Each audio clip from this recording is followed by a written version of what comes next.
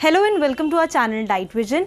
Guys, अगर आपने अभी तक हमारे चैनल को सब्सक्राइब नहीं किया है तो काइंडली कर लीजिए ताकि आपको ऐसी और भी अच्छी वीडियोस मिलती रहें।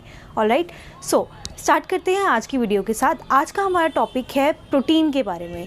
अब हम सब अपनी डाइट में क्या खाते हैं? We all eat fats and carbs. जितना जंक फूड खा रहे हैं, जितने हमें डिजीज़ हो रहे हैं, वो सब हमें होते हैं कार्ब्स की क्रेविंग की वजह से, फ़ैट खाने की वजह से।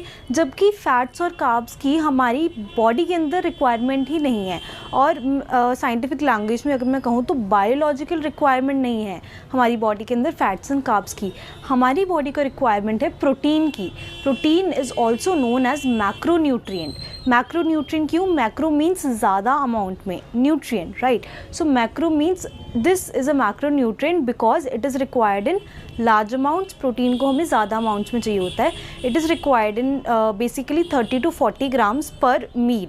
मतलब आप सुबह अगर खाना खा रहे हो तो उस खाने में 30 से 40 ग्राम प्रोटीन आपको खाना है। इस हिसाब से आपका दिन का हो गया, मतलब 90 से 180 ग्राम तक का प्रोटीन आपको डेली खाना है ताकि आपकी बॉडी अच्छे से फंक्शनिंग करती रहे।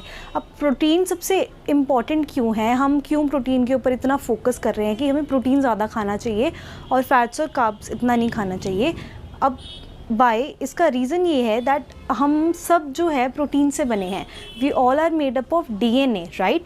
और ये हम सबको पता है कि जो हमारा डीएनए है वो किससे बना है? वो बना है प्रोटीन से। तो डीएनए क्या करता है? अमीनो एसिड्स का सीक्वेंस होता है जो आपकी बॉडी के अंदर, उन अमीनो एसिड्स के सीक्वेंस को ट्रांसक्राइब करके आपको प्रोटीन बनता है, राइट। एंड देन आपकी जो बॉडी के अंदर जितने भी फंक्शंस हैं वो होते हैं। तो आपकी muscles, organ, skin, body parts, जितना भी आपका इम्यून सिस्टम से लेके हर एक चीज़ आपकी प्रोटीन से बनी है। अब आपके इम्यून सिस्टम में क्या है? अब आपको कोई भी डिजीज़ होता है तो आप उस चीज़ के अगेंस्ट कौन फाइट करता है? आपका इम्यून सिस्टम फाइट करता है, राइट। इम्यून सिस्टम के अंदर ऐसा क्या होता है कि वो उस डिज़ीज़ से फाइट कर सकता है? उसके अंदर एंटीबॉडीज़ होती हैं, और ये एंटीबॉडीज़ भी प्रोटीन से बनी होती हैं। इसीलिए प्रोटीन का आपका डाइट में होना, और वो भी एक राइट अमाउंट में होना, बहुत ज़्यादा ज़रूरी है। अगर ये राइट अमाउंट में नहीं होगा protein, then it can lead to muscle loss which is also known as sarcopenia, right. आपकी अगर एक बार मसल लॉस होने लग गई तो उससे आपका इन्फ्लामेशन इंक्रीज़ हो जाएगी। आपके अंदर, बॉडी के अंदर इन्फ्लामेशन हो रही है और आपको पता भी नहीं चल रहा। सेकेंडली, इससे क्या होगा? इससे इंसुलिन रेजिस्टेंस इंक्रीज़ हो जाएगी। मतलब आपका जो डायबिटीज़ की जिसको प्रॉब्लम रहती है, शुगर की प्रॉब्लम रहती है, उनकी शुगर जो इंक्रीज़ होती है उसको डिक्रीज़ करने के लिए आपकी बॉडी में हार्मोन कौन सा है? इंसुलिन। उस इंसुलिन को रेजिस्ट करेगा। अगर आप प्रोटीन नहीं लोगे अपनी डाइट के अंदर तो आपका वो इंसुलिन हार्मोन कम रिलीज़ होगा और फिर आपकी शुगर की प्रॉब्लम सॉल्व नहीं होगी। तो इसलिए प्रोटीन लेना बहुत ज़्यादा ज़रूरी हो जाता है, right. Third, this will lead to your cortisol levels increase. मैंने लास्ट वीडियो में बात करी थी कि कॉर्टिसोल जो है that is also known as stress hormone. तो अगर आप प्रोटीन, आपके राइट अमाउंट में आपकी डाइट के अंदर प्रोटीन नहीं है तो उससे आपका ये जो स्ट्रेस हार्मोन है कॉर्टिसोल, इसके लेवल अप हो जाएंगे। तो इनडायरेक्टली आपका जो है स्ट्रेस भी आपको रहने लगेगा और मतलब ये सब इश्यूज़ आपको आएंगे। देन आपका ग्रोथ हार्मोन है वो भी जो है डिक्रीज़ हो जाएगा, आपकी ग्रोथ अच्छे से नहीं होगी, वहीं पर रुक जाएगी। So basically guys, protein is very very very very important because protein आपका जो हॉर्मोन्स हैं उनको रेगुलेट करने में हेल्प करता है। आपका जो हार्मोन आपके हंगर को बढ़ाता है, जिससे आपको बार बार कार्ब्स की क्रेविंग होती है, उस चीज़ को ये डिक्रीज़ करता है। प्रोटीन्स, अगर आप प्रोटीन लोगे तो ये हंगर हार्मोन ग्रेलिन को डिक्रीज़ करेगा, और जो हार्मोन आपको फीलिंग ऑफ फुल दिलाता है कि सेटिस्फाइड, हाँ अब मेरा पेट भर गया, उस चीज़ को इंक्रीज़ करेगा ताकि आप ओवरवेट ना हो सकें, राइट। सो इसकी मदद से we can say that protein helps in your regulating your appetite, regulating your hunger. Protein also increases your metabolic rate. अब इससे हमारा क्या मतलब है? Now there is a term called thermogenic effect. इस टर्म का मतलब है, थर्मोजेनिक इफेक्ट का मतलब है कि जितना ज़्यादा, मतलब आपकी न्यूट्रिशन के ऊपर डिपेंड करता है कि आप कौन सा न्यूट्रिएंट खा रहे हो, right. If you are eating fats and carbs, तो फैट्स और कार्ब्स को मेटाबोलाइज करने के लिए बहुत कम एनर्जी चाहिए होती है, और बहुत कम एनर्जी का मतलब है आपकी बॉडी की बहुत कम कैलोरीज बर्न होंगी। वहीं पे अगर आप प्रोटीन लोगे अपनी डाइट के अंदर तो प्रोटीन को मेटाबोलाइज करने के लिए बहुत सारी एनर्जी लगती है। इसका मतलब आपकी बहुत सारी कैलोरीज जो है वो बर्न होंगी प्रोटीन को मेटाबोलाइज करने पर। और इससे आपका वेट गेन बिल्कुल भी नहीं होगा। It will lead to weight loss. जितनी ज़्यादा मतलब आपका प्रोटीन को मेटाबोलाइज करने के लिए आपकी ज़्यादा एनर्जी लगेगी, इससे आपकी कैलोरी ज़्यादा बर्न होंगी और आपका वेट गेन नहीं होगा। It will lead to weight loss.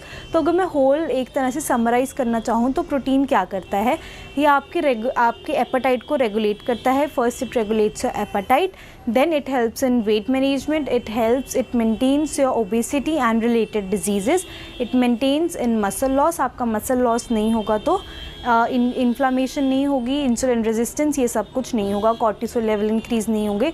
तो इसलिए प्रोटीन को लेना अपनी डाइट में बहुत ज़रूरी है। अब ये हर एक इंडिविजुअल के साथ वेरी करता है कि किसको कितना प्रोटीन लेना है। एक छोटे बच्चे के लिए प्रोटीन की अमाउंट वेरी करेगी, एक ओल्ड पर्सन के लिए वेरी करेगी। तो आप इस चीज़ को कैसे कैलकुलेट कर सकते हैं कि आपको एक दिन में कितना प्रोटीन लेना है। So it all depends upon your body weight. मान लीजिए आप 42 किलोज़ के हैं फॉर एग्ज़ाम्पल ले लेते हैं, तो 2 ग्राम्स पर kg प्रोटीन आपको डेली खाना है। यानी कि अगर आप 40 kgs के हैं तो 1 kg के लिए 2 ग्राम हुआ, तो 40 kgs के लिए इट विल बी 80 ग्राम्स। तो 80 ग्राम्स प्रोटीन डेली खाना आपके लिए बहुत ज़रूरी है। वहीं अगर आप 50 kgs के हैं तो 50 इंटू 2 कितना हो गया, 100 ग्राम्स। तो 100 ग्राम्स प्रोटीन लेना आपके लिए ज़रूरी हो जाता है, राइट। सो इस तरीके से आप कैलकुलेट कर सकते हैं कि आपको कितने प्रोटीन की ज़रूरत है, कितने अमाउंट ऑफ प्रोटीन की ज़रूरत है। अब प्रोटीन के लिए आप कौन कौन से फूड्स खा सकते हो अपने डाइट में। If you're non-vegetarian, you can have meat, you can have fish, because these are the biggest source of protein. आपको सबसे ज़्यादा प्रोटीन जो है वो मीट और फिश से ही मिलता है। सेकेंडली, अगर आप लोग नॉन वेजिटेरियन नहीं हैं, अगर आप लोग वेजिटेरियन हैं तो आप क्या खा सकते हो, आप सोयाबीन्स खा सकते हो और एग्स खा सकते हो। सोयाबीन्स और एग्स में सबसे ज़्यादा प्रोटीन होता है।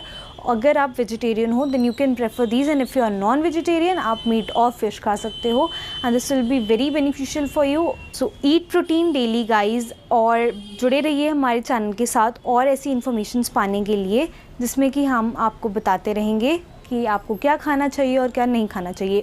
Always remember this that eat real food जो कि आपकी हेल्थ को अच्छा रखने में मदद करे। मेडिसिन्स के ऊपर डिपेंड मत रहिए। मेडिसिन्स डिज़ीज़ को परमानेंटली कभी भी क्योर नहीं करती, वो हमेशा टेम्परेरी इलाज करती हैं। लेकिन अगर आपको जड़ से किसी डिज़ीज़ को ख़त्म करना है तो उसके लिए आपको अपनी डाइट चेंज करनी होगी, आपको रियल फूड खाना होगा, प्रोसेस्ड फूड नहीं खाना है। तो अगर आपकी जड़ ठीक होगी, आपका न्यूट्रिशन पीछे से ठीक आ रहा है, तो आपको मेडिसिन लेने की कोई ज़रूरत ही नहीं पड़ेगी। तो ईट फूड एज मेडिसिन, आप फूड को एज अ मेडिसिन लेके चलो। आपका खाना ही आपकी मेडिसिन है। मेडिसिन्स को मत अपनी डेली लाइफ में इंक्लूड करो, उनको जितना ज़्यादा हो सके आप ट्राई करो कि उस चीज़ को नेग्लेक्ट करो। That will only give permanent cure. Alright guys, so मिलते हैं अगली वीडियो में। Do subscribe our channel and like, share and comment our video. Thank you.